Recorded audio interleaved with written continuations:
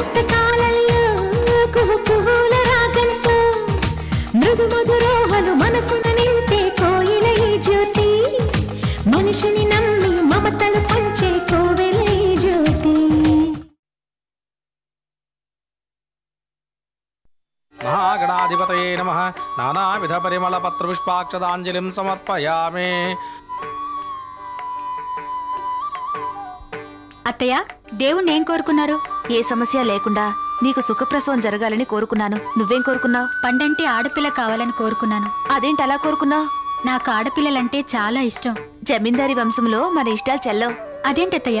అవును తులసి, అవును. మన వంశంలో మొదట పుట్టాల్సింది ఆడపిల్ల కాదు, మగపిల్లాడు. వాడే ఈ వంశానికి ఆస్తికి వారసుడు. నీకు పుట్టే బిడ్డకే ఈ ఆస్తి దక్కుతుంది.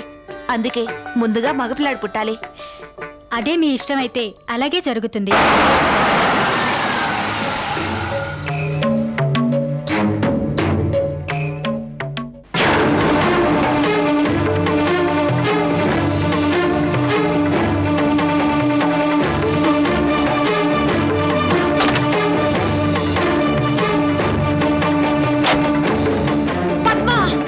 ఇన్నాళ్లకు దొరికావా నిన్ను?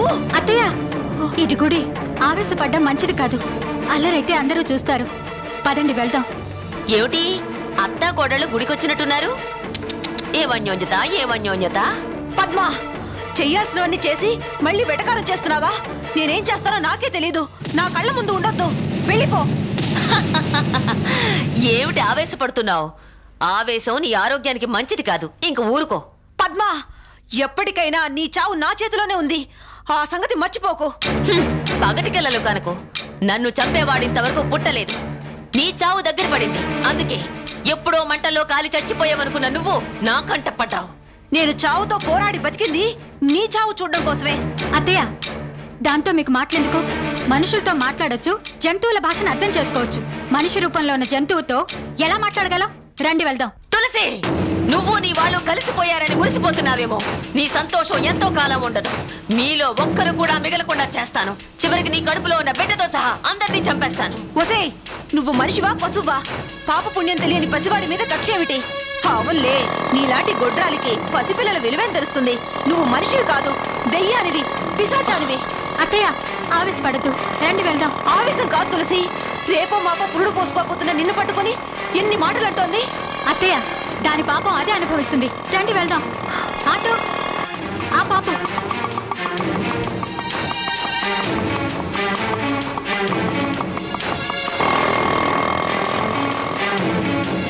తులసి, నా పాపం కాదే నేను అనుభవించేది. విజయ్ని ప్రేమించి పెళ్లి చేసుకొని నువ్వు పాపం చేశావు. ఇప్పుడు విజయ్ బిడ్డకు తల్లివి కాబోతూ పాపం మోసుకున్నావు. ఈ పాపాన్ని నువ్వు తొందరలో అనుభవిస్తావు.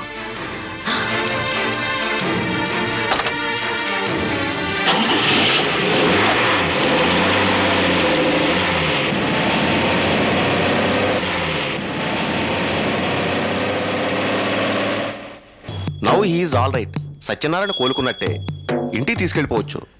సత్యనారాయణ ఇంత తొందరగా కోలుకుంటాడు అనుకోలేదు. అతన్ని మామూలు మనిషిని చేశారు. Thank you doctor. మా డ్యూటీ మేము చేశాం. నిజం చెప్పాలంటే సత్యనారాయణ అంత తొందరగా రికవర్ అవడానికి కారణం జ్యోతి. నాకు తెలుసు డాక్టర్. పెళ్లి జరగాల్సిన సమయంలో యాక్సిడెంట్ జరిగింది. మెంటల్గా సత్యనారాయణ బాగా డిస్టర్బ్ అయి ఉంటాడు. అలాంటిదేం లేదు, కొంచెం రెస్ట్ కావాలి అంతే. మీరు పూర్తిగా మామూలు స్థితికి వచ్చారని డాక్టర్ గారు చెప్పారు. ఇక మనం ఇంటికి వెళ్ళిపోవచ్చు. అన్నా, ఇంకా మనం ఇక్కడ ఉండక్కర్లేదా? ఇంటికెళ్ళి హాయిగా ఉండొచ్చు. నా గురించి అనవసరంగా నీకు శ్రమించాను. ఇలాంటి మాటలు మన మధ్య ఉండకూడదు. ఇంకోసారి అంటే నేను ఊరుకోను.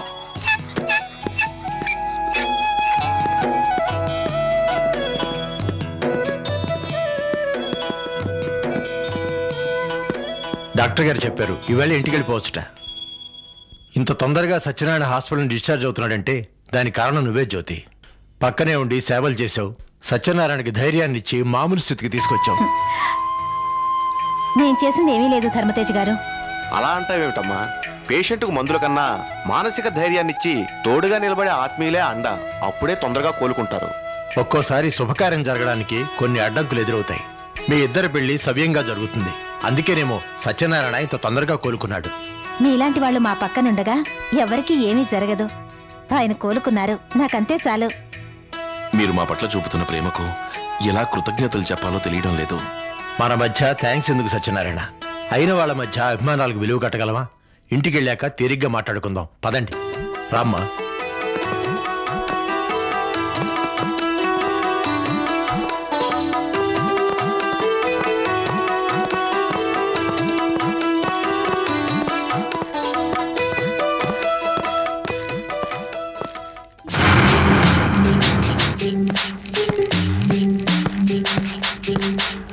రండి ఏడుకొండల గారు, మీకోసం వెయిట్ చేస్తున్నాం. కూర్చోండి, మీకు ఇంపార్టెంట్ విషయం చెప్పాలి. చెప్పండి. బిజినెస్ అసోసియేట్స్ కంపెనీ గురించి మీరు విన్నారా? విన్నాను. అది నష్టాల్లో పడిందని వేలం వేస్తున్నారని కూడా విన్నాను. ఎక్స్పెక్ట్ చేశాను. మీకు తెలియకుండా ఎలా ఉంటుంది? కంపెనీలో అడుగుపెట్టినప్పటి నుంచి మిమ్మల్ని గమనిస్తూనే ఉన్నాం. బిజినెస్ రంగంలో మీ చాతుర్యం, మీ అబ్జర్వేషన్ కంపెనీని ఏ స్థాయికి తీసుకువెళ్ళిందో మాకు తెలుసు. మీరు మా కంపెనీలో భాగస్వామి కావడం ఎంతో గొప్పగా ఫీల్ అవుతున్నాం.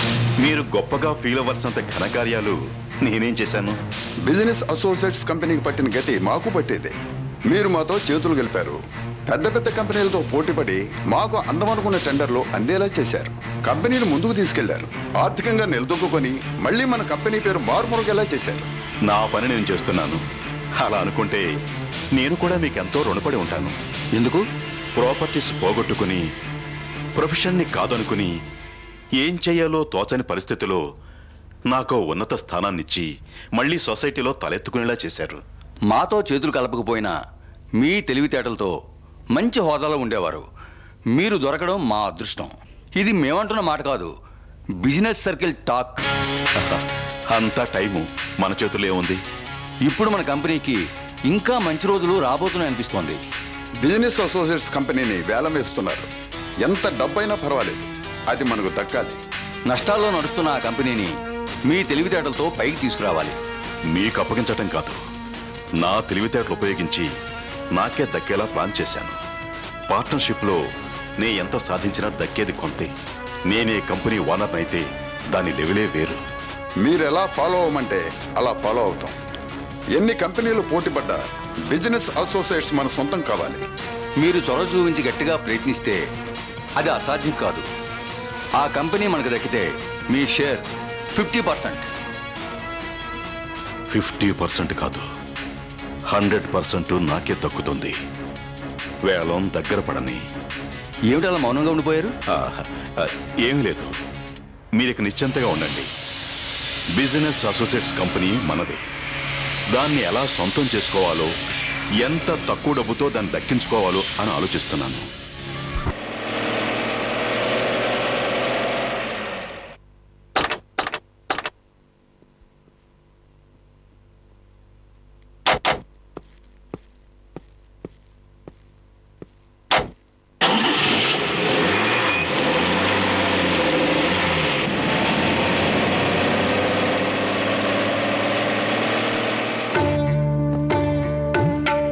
సత్యనారాయణ, దిష్టి తీని. ఏమిటత్తయ్యా, చిన్నపిల్లలకు తీసినట్టు నాకు దిష్టి ఏమిటి? ఏదో నా చాదస్తో నాది.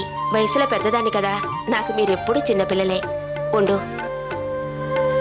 ఎవరి దిష్టి తగిలిందో ఏమిటో, పెద్ద ప్రమాదం నుంచి బయటపడ్డావు. ఇరుగు దిష్టి, పొరుగు దిష్టి అన్నీ పోవాలి. లోపలికి వెళ్ళండి. వెళ్ళమ్మా.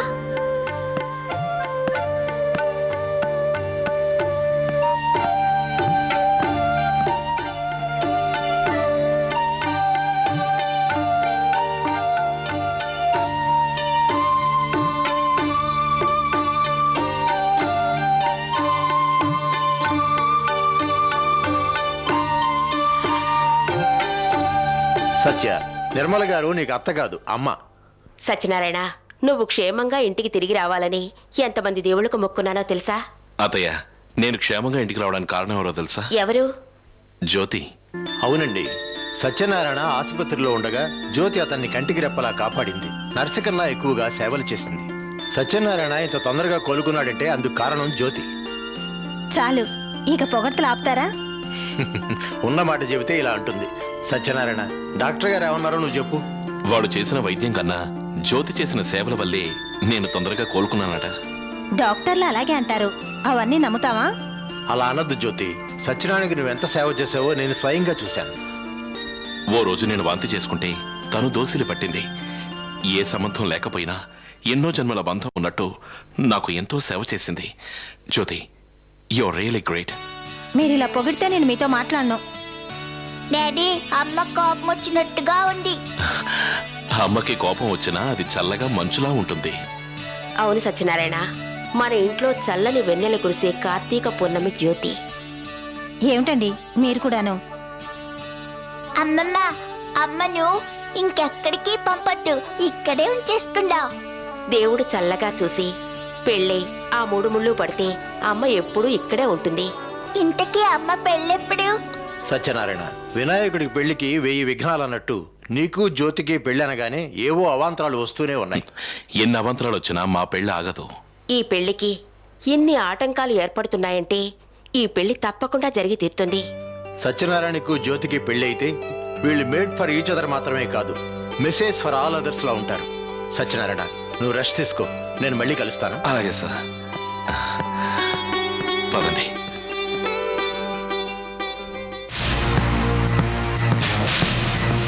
నమస్తే అన్న. దమాక్ ఖరాబ్ అయిందా? ఇట్లా వచ్చినావు? ఆ పోరిని పట్టుకున్నావు అన్న. పట్టుకున్నారా? అరే బేవకూఫ్, దాన్ని ఖతం చేయలేదురా? లేదన్నా, దాన్ని గదిలో బంధించాం. ధ్యాన్ సేసన్, ఈ బస్తీలో ఇంతవరకు నాకు ఎదురులేదు. గట్లాంటి నన్ను జైల్లో పెట్టించి పరేషాన్ చేసింది బే పరేషాన్. అది ఖతం అయిపోవాలి. అన్నా, నేను చెప్పేది విను. ఏంది బే నాకే ఎదురు చెప్తావురా? అన్నా, కోపం వద్దు, దాన్ని చంపాలంటే జర నిమిషం పట్టదు. మరెందుకు ప్రాణాలతో ఉంచినావు? పోరి మస్తుగున్నదన్నా. గుడుంబా గొక్కేసుకుని ఆ సొక్కతో ఉన్నావంటే సొక్కల్లో ఉన్నట్టుంటది. మళ్ళా చూప్, ముఖమంతా కాలి మసి బొగ్గులాగుంటది. ఆ పోరితో మజా అయింది బే, వెళ్ళి దాన్ని ఖతం చెయ్యి. నా ఆ పోరి మొహం ఇప్పుడు చక్కగా ఉన్నది. ఆ పోరిని చూస్తే నువ్వే బోణి చేస్తావు. మోల్ తీరే దగ్గర భలే మజా చేసుకుంటావన్నా. గట్లనా? గట్లనే. హైదరాబాద్ తీసుకొచ్చి దాన్ని మన చింతల బస్తీలో ఉంచిదా? వద్దు, నేను విడుదలై విశాఖపట్నం వస్తా. అక్కడే ఆ పోరితో మజా చేసి దాన్ని మర్డర్ చేస్తా. అంతవరకు అది జాగ్రత్త. గట్లనే అన్నా. అది పారిపోకుండా కాపలా ఉంచిన దాన్ని బంధించి ఉంచుతా. వస్తా అన్నా.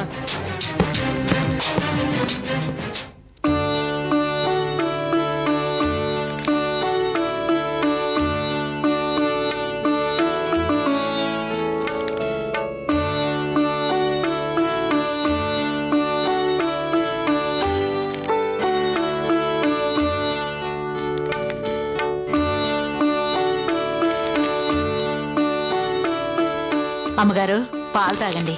శేషమ్మా, భోంచేసావా? చేశానమ్మా.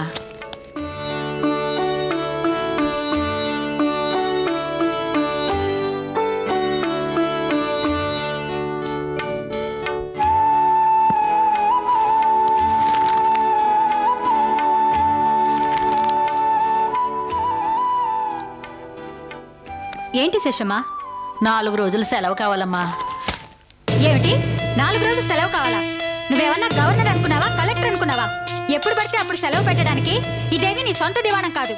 నువ్వు వెడితే ఇక్కడ పనులన్నీ ఎవరు చేస్తారు? తులసమ్మ గారు, ఏమిటి 3 రోజులు సెలవు కావాలా? ఒంటి మీద స్పృహండే మాట్లాడుతున్నావా? అంట్లు తోముకునే నీకు సెలవేమిటే? అంట్లు తోముకునేది అని అయితే మాత్రం అనారోగ్యం రాకూడదా? సెలవు అడగకూడదా? మేము మనుషులమేనమ్మా. మనుషులో మెషినో నాకు తెలీదు. మీ అబ్బాయికి ఏం కాదు గాని నోరు మూసుకొని లోపలికి పో. శేషమ్మా, శేషమ్మా, ఏమిటి భయపడ్డావా? పంకజంలా నేను మాట్లాడానని అనుకున్నావు కదూ? తులసమ్మ గారు, నువ్వు ఊరెళ్ళాలి, అందుకు నీకు 4 రోజులు సెలవు కావాలి. అవునమ్మా, నా పిల్లల్ని చూడాలనుంది.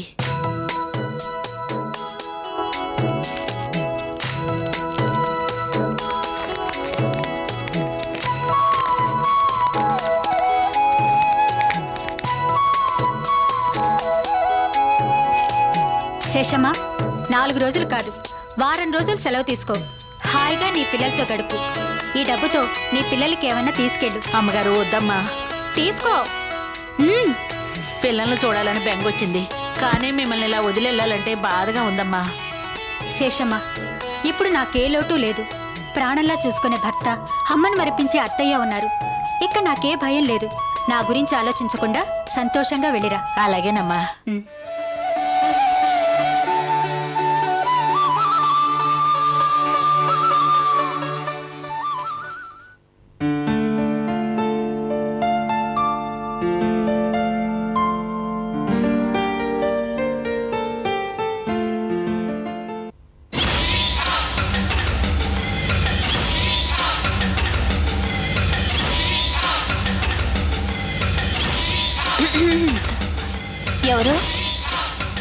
నీ ప్రశ్నకు తర్వాత సమాధానం చెప్తాను.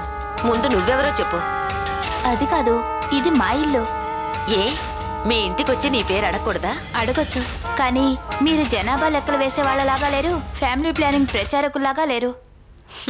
తెలివైన దానివే. ఇక్కడ స్నేహ అనే అమ్మాయి. మీరు పంకజం గారా? నా పేరు ముంతాజ్, స్నేహ స్నేహితురాల్ని. కూర్చోండి. మీ గురించి ఎంతగానో చెప్పింది స్నేహ. ఈ రోజుల్లో కూడా మీలాంటి మంచి మనసున్న వాళ్ళు ఉన్నందుకు చాలా ఆనందంగా ఉంది. ఇంతకీ స్నేహ ఎలా ఉంది?